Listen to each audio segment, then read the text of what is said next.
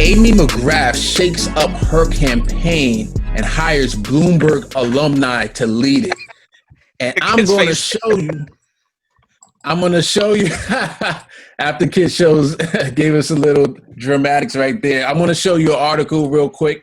So here it is. There's Amy McGrath shakes up her campaign. So John, let's talk about this. Hey, we got what, 80 days to go to election day, and McGrath went all in on her.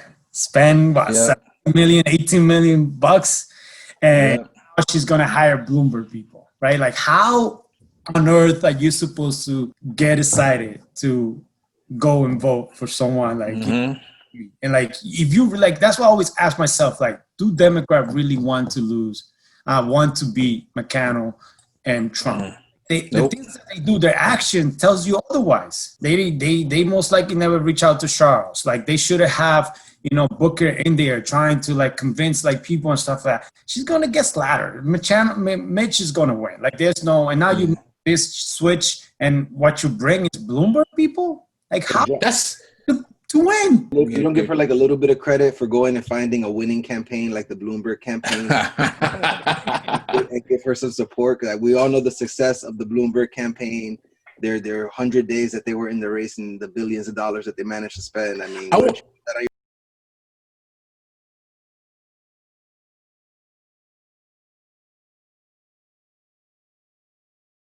to be out there trying to promote Amy McGrath, or would we prefer him stay on the sideline, keep his progressive credibility? And we know, I think, Amy is not going to win. So she's not going to win either way, I think, personally. What you think, John? Like, when she won, like, he had to reach out to her. Like, that's crazy. That's crazy. The campaign. They didn't reach out to him. So my thing is, like, they always come to us and voters shame. Oh, you stay home. You don't vote. You guys always crying. You guys are haters. Oh, they never take the time to go like, hey, listen, I get it. Charles didn't win, but like, she should be all over Charles. And so somebody answer that question though. Do you want Charles Booker to be out there? Okay, go ahead, no. Kid. No. Okay, so here's what I'm going to say no. Because Charles Booker did what he needed to do. Charles Booker worked hard, especially during the height of the George Floyd protests. Charles Booker was able to gain that momentum and get his name out there and actually convince Kentucky voters of different backgrounds to actually support him. And there were a lot of Kentucky voters who did turn out to vote. Some waiting 7, 8, 9 hours, 10 hours just to vote, even though polling stations were shut down, voting machines weren't working right. Charles Booker did the right thing, and yeah, he did reach out. But the DNC, like they always do to progressives and the independents, slap that hand away. And you know what? Charles Booker can just tip his hat and walk away, and he can keep on fighting the good fight in his own way because he did the right thing. So the DNC doesn't get to say, oh, well, you didn't do it. He did. Charles Booker doesn't need to get involved because even he knows that that's a sinking ship. I interviewed Charles Booker, and he's not going to give up on the fight. He will not give up on the fight, and he's going to keep on pushing forward. Now, the DNC was Amy McGrath. Well, you know what? What I got to say to the Me Too movement is, I remember when Warren went after Bloomberg, and now Amy McGrath's got some people from the Bloomberg campaign helping her out. Is that enough? No, because Kentucky voters don't want to vote for a Republican-light candidate. They're just going to vote for a Republican. And if that offends the vote blue no matter who or blue checkmark people, well, too bad, because your candidate is weak.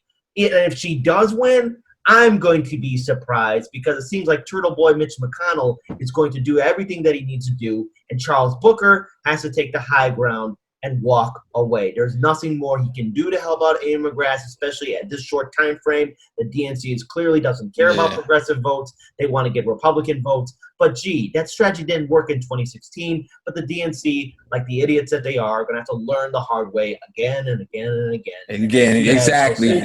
That's crazy. Go ahead. I mean, like, not like have like Charles, but like Amy should be like trying to get Charles, right? Like try to like say, hey, exactly. Charles did what he had to do. There's nothing else that he could do. So like, she's complete, and she's not win. Like, she's exactly. Go ahead, Gabe. And what hurts most about this race is that, for those who don't know, the Senate is 6-year terms. The House, if you mess up on a race 2 years later, you're back in the fight.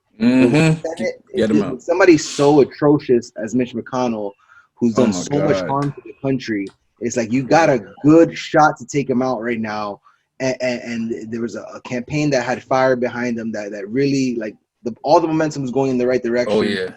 To end up pulling an upset win, and when you kill that momentum, you guarantee that you're gonna have 6 more years of Mitch McConnell, and then that really goes back to what John was saying: is are you really trying to win, or are you just trying to keep the progressives out? Because if you're really trying to win, you would back the candidate that has the enthusiasm, and because running just a classic neoliberal Democrat establishment is not going to do it when it comes.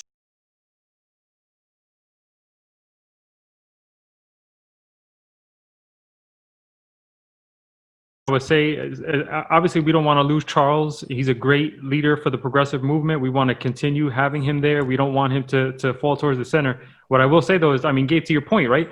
McConnell he's dangerous. He's extremely, extremely dangerous. So if this were a close race, and I don't think it really is, but if it were, okay, maybe I could see Charles trying to help out Amy in this race. But I don't think it's close enough to really lose him in our movement. So I agree. He should probably just stay away and just let her lose. Essentially, I mean that's basically what's going to happen. So just let it happen.